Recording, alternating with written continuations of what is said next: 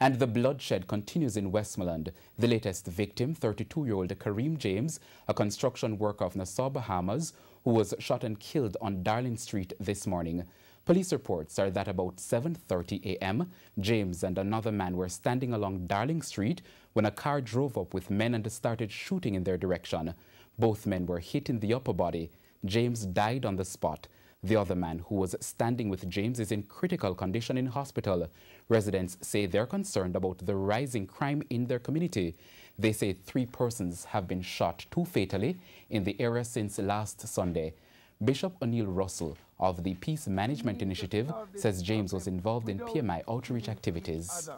You know, when you take a life, family hurt, family destroy, and we have to find a way to deal with this amicably. We need to get out the killing. We need to get out of it. Man and man need to live together again. Walk the street together. All of you know each other.